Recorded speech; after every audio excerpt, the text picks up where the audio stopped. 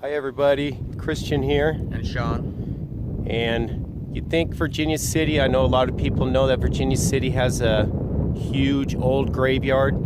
Well, here in Goldfield, so you can see Goldfield is right out there. There's the Goldfield Hotel right there. There's the entire city. But we're at the graveyard right now. This graveyard has a lot of history, and I want to show you one grave in particular that has a really good story behind it. And then we're gonna have Sean fly the drone real slow to show you how big this graveyard actually is. In 1906, there was a family here, obviously a family of miners. The husband was an independent miner, and he didn't strike gold out here. He didn't strike enough for the family to make it. They had moved from Kansas City to Goldfield. At the boom, his claim didn't make it, as I said.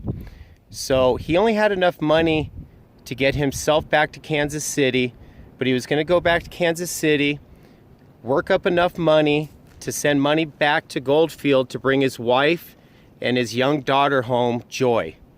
Okay, while he was in Kansas City, Joy came down with pneumonia, and she died from it. And this is Joy's grave right here.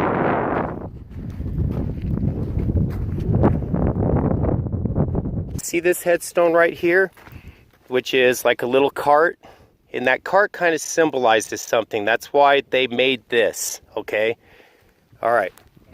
This stone here, guys, okay, right here, is in 1906 they were building the Goldfield High School, which you can see right over there.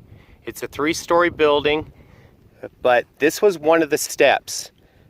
The mom was so distraught over the death of her child, which who wouldn't be, but she was really upset that she was buried here in the graveyard and had absolutely no marker. She couldn't afford it. She couldn't afford anything. So what she did, around midnight, when everybody was asleep in Goldfield, she went over to the construction site of the high school and she took one of the steps. She brought it out here and actually chiseled Joy in here. This is the original one right here. I mean, this is incredible. She did this all in one night. She put this in a wagon, and those steps are huge, so I don't know how she broke it down, or if it maybe broke down during the years. But for her to actually put this step in a wagon and walk all the way, if you guys can see, it's so hard seeing through the viewfinder here. It's so bright. But right around that area, I mean, I would say that's a good 3 miles right there. Walk it out here at the middle of the night and then chisel in her daughter's name, Joy. That is, to me, quite the story. Heart-wrenching story. All right, so since then, this is usually completely filled with nice flowers. Usually is. If you guys come here most times of the year, especially during the summer, I'm sure, good man Sean, he's picking up a headstone. It's filled with flowers. Goldfield went through a terrible winter this year. Terrible winter. Almost 2 foot of snow, and I mean for months. So it killed everything around here. But the Department of Transportation actually takes care of this grave, and so does one other person in town. But the Department of Transportation actually had this made and paid for it for Joy's grave. So there's the story on Joy's grave. Let me just show you the magnitude of this graveyard. It goes almost to the base of that mountain back there. And I know there's a lot of just wooden crosses here, but there's a lot of elaborate headstones here. Like Virginia City, this graveyard has the exact same thing, to where the prostitutes were not allowed to be buried in the same place as the regular folk. So there is a certain place over here where the prostitutes were, and unfortunately, other ethnic groups. So that's just part of American history, I guess. I mean, right here, that's a good 1.5 feet off the ground. So that's how they buried people in the Wild West.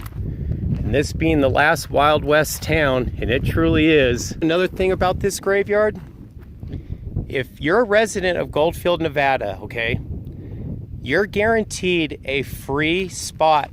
Your burial, everything, coffin, everything. So if you're a resident, you don't have to pay for burial. All of it's free. I think that's really great that Goldfield actually does that. Except for the headstone. Yeah, except for the headstone. He was a Confederate Army. Oh my goodness. In the Spanish-American War. All right, guys, one more glimpse all the way across here. Like I said, almost to the base of that mountain is how far this graveyard goes. Another 20 years it probably will be. Yeah, another 20 years it probably will be. That's the unfortunate thing with Goldfield right now. Most of the people that live in Goldfield are in their 70s, so, and we've actually been noticing a lot of new graves here, which is just a shame. Like there was 4 like in 2016. Yeah, I think yeah. there's one for 2017. Oh, that's right. So this place is constantly getting bigger, and Goldfield, believe it or not, is in like a boom. There's a lot of people actually moving out here, but we've actually got some real high people that are leaving due to health reasons. It's not easy seeing a doctor out here in Goldfield. Darn Tonopah shut down the hospital out there. So the closest hospital would be either Vegas or, believe it or not, Round Mountain Gold Mine, which would be Hadley. And I don't even know if they'd see you there. So let's see.